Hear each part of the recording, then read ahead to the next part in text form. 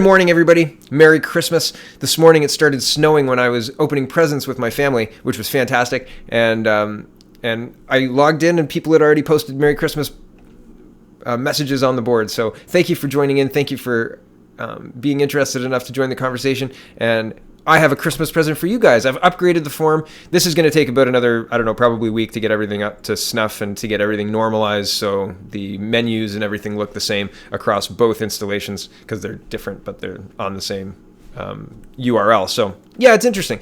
It's going to be an interesting week. I hope the end of 2018 is wonderful for you, and I hope 2019 is absolutely fantastic. We've got a lot of work to do. And first, it's Christmas Day, and everybody's putting out their Christmas messages. I wanted to show you, I put Justin Trudeau's Christmas message up on CanadaPoly.com, and it is awful. It is just terrible. He's a terrible, awful, terrible speaker, and he's just terrible. So if you want to see it, I'm not going to show it here because it's just terribly offensive. And if you want to see it, it's on CanadaPoly.com, and that seemed to take a long time, but I think it was my laptop and not my website, but I'll be checking into that. So here's the link for that. Link will be in the description. Andrew Scheer's got his Christmas message out, and Justin Trudeau's Christmas message spends the last minute and a half of a 2-minute message talking basically about his stump speech, about how great they are, which, again, I'm not going to subject you to. I like Andrew Scheer's a little bit better, so here we go. We're going to listen to it. Merry Christmas. Jill, the kids, and I want to wish all of you a joyous and warm holiday season. Christmas is a time to celebrate the birth of Christ.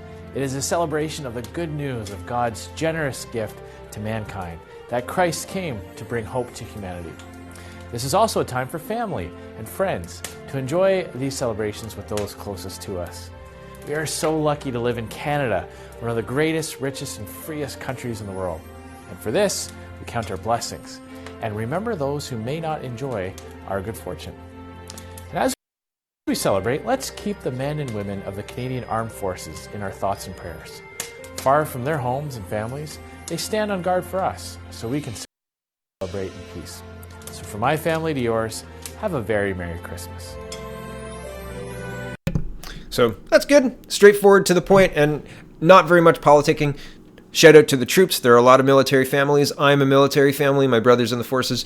And so, that's appreciated. There wasn't a lot of politicking there, in my opinion. So that's cool. Max Bernier released his Christmas message, and that's not the one. Here it is, and we'll listen to it. It's 11 seconds long, short and to the point. Bonjour tout le monde. Catherine et moi vous souhaitent joyeux Noël et bonne année. To all of you, from Max and I, we wish you happy holidays from coast to coast. There you go. Merry Christmas. Joyeux Noël. So that's Max, no politicking at all. And I wanted to show you the first 30 seconds of this. This is from Max's Toronto speech, I believe. And it's just an overview of what's happened in 2018. Well, we'll hear what he has to say. It took 3 years for Preston Manning to build the Reform Party of Canada. We don't believe you that you will be able to do that in a year. You won't be ready for the election. The plane won't take off, so it will go nowhere. And tonight, you are the proof that this party is going somewhere for a better Canada. If we want. So I'm just going to leave him there. I wanted to set that up because I said yesterday what Max has done in 3 months, set up an electoral district association in every riding in Canada. That was unlikely. And they were saying, and he said just there, they said it's never going to happen, so we don't even need to worry about it. And so what I'm saying is times have changed from the 90s, from the time of Preston Manning, the person that a lot of people compare Maxime Bernier to, just because of the split vote, because of the what happened to the Conservatives when that happened, and in the 90s when Preston Manning split the vote, and they were searching for their identity, right, the right's identity, and Harper united them under the Conservative Party of Canada, and here we are, right? We're back to searching for their identity, right? And is it Andrew Scheer? Is it Maxime Bernier? Well, my opinion is Max, right? And here's Maxime Bernier tweeting, quote, "A small group of motivated citizens can potentially have as much influence as a lobby group spending millions of dollars." I said also yesterday, or possibly I was talking with somebody in my forum, that election campaigns are expensive, really expensive. Like 20 million for a national leadership campaign is the kind of total that I've heard, the sum that you need for a realistic national campaign, and then another 20 million for down tickets. All of the local races, the people who are getting BC South or Burnaby South or Kitchener Waterloo or Mississauga or whatever, right? These are down ticket. These are not really important races, but you need to have ads on television. You need to have Google ads. You need national branding. You need local branding, right? There's a lot of money, but when you have to pay for all that stuff, when it's not local citizens who are putting their elbow grease and their hard work into it, then it's more expensive. If people do it for free, if they donate their time and just show up or use word of mouth or effectively use social media, these are things that have been tested and suspected, and Trump used masterfully, right? Trump spent, I think, 1/6 of what Hillary spent, to use a current modern example, right? So if you have motivated citizens, which is what Maxime is saying, you can out-influence somebody spending a lot more, because the people who are putting the ideas forward believe in the ideas. They're not just being paid, right? When you clock out at 5 o'clock, do you still put pressure and push forward the ideas? This is Christmas Day, and this is fun for me, so this is what I do.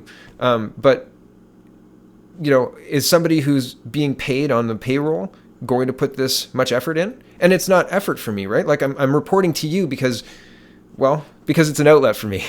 Because if I do this, I don't drive my wife crazy. So it helps me. It helps you, I hope. But that's the point, right?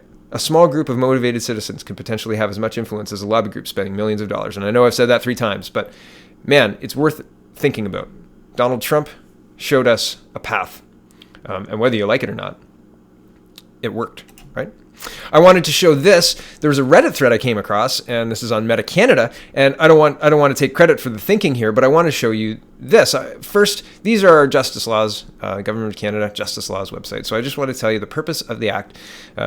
This act may be cited as the Canadian Human Rights Act. Okay, purpose of the act. The purpose of the act is to extend the laws in Canada to give effect within the purview of matters coming within the legislative authority of Parliament to the principle that all individuals should have an opportunity equal with other individuals to make for themselves the lives that they are able and wish to have, and to have their needs accommodated consistent with their duties and obligations as members of society, without being hindered in or prevented from doing so by discriminatory practices based on race, national or ethnic origin, color, religion, age, sex, sexual orientation, gender identity or expression, marital status, family status, genetic characteristics, disability, or conviction for an offense for which a pardon has been granted or in respect of which a record suspension has been ordered. Okay? We all understand. And for the purposes of this act, 3.1 states, for the purposes of this act, the prohibited grounds of discrimination are race, national or ethnic origin, color, religion, age, sex, sexual orientation, gender identity or expression, marital status, family status, genetic characteristics, disability, and conviction from an offense for which a pardon has been granted, or in respect of which a record suspension has been ordered. Okay, right? We're all clear that you cannot discriminate for the purpose of a job or anything to that effect by race or whatever. Here's a job posting from UBC Physical Activity Department, not Physics Department, Physical Activity Department.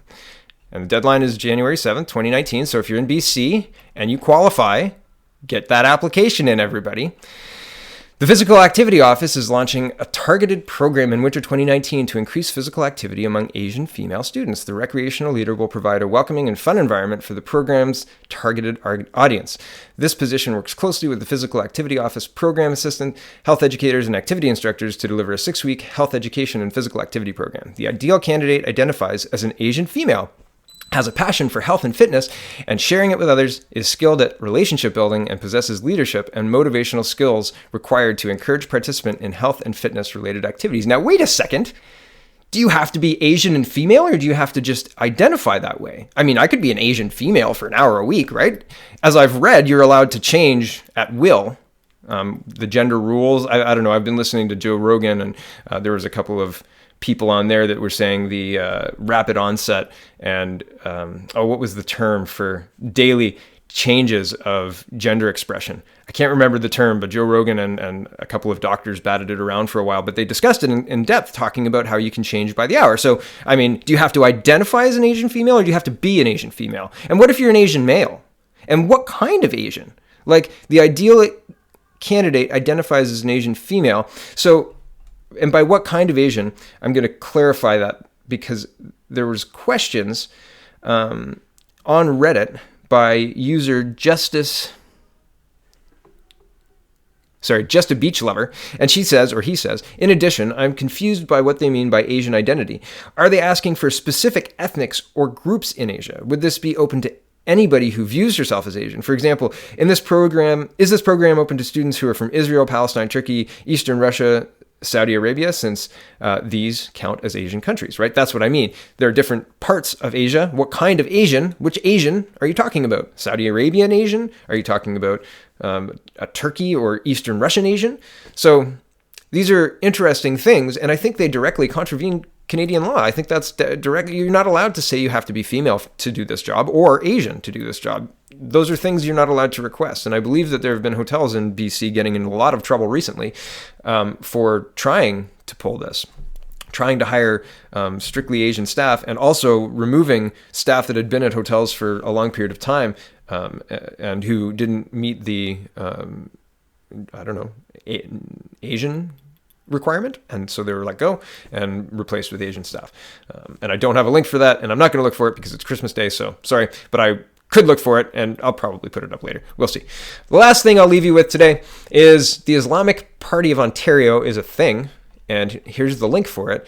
And they use the Charter of Rights, which invokes God, says, well, I'll read it to you, and then they talk about Allah as God and Muhammad as his prophet, which is the Islamic belief, right? That's absolutely Islamic belief. But is that the direction that we should be allowing political parties to go in?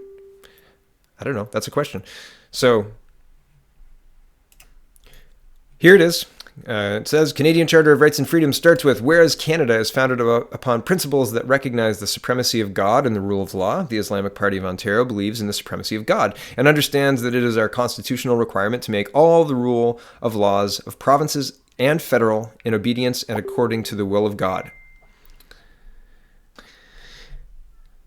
Okay, further down, God sent Adam to Muhammad, peace be upon all of them, 124,000 messengers and prophets in different eras, nations, and tribes with one deen, system of life, that is Islam. Further down, Islam is the only and oldest deen of God brought and started by Adam, the first man and the first messenger of God, created by God without mother and father. It is the same deen brought by Jesus before Muhammad, who born without father. It is misconception that Islam is a religion created by Muhammad. Islam is the only way to attain peace and justice and provides laws without any prejudice. We understand and believe that Islam is the native deen of Ontario and Canada. Further down, there is no messenger or prophet of God after Muhammad, peace be upon him. He is the final messenger of God for all human beings and all nations till doomsday. Allah and his messenger completed perfected the deen, Islam, and made it easy to practice for all. Further down, Islamic Party of Ontario sets its policy of governance, economy, social justice, human dignity, healthcare, family life, environment, and justice, etc., according to the Quran and the Sunnah.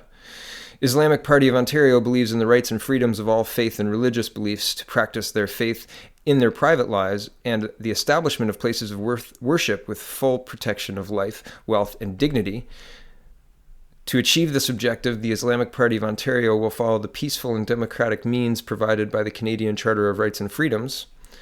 All human beings are equal and sons and daughters of the same father and mother, Adam and Eve. The better among us are those who have a more fear of Allah, who loves God and fully obey him. It means a person of real character. Oh, so yeah, you guys can totally have your religious rights and freedoms, but all human beings are equal except those of us who are more equal, the ones who believe in Allah. Okay, so I don't know a lot about this political party.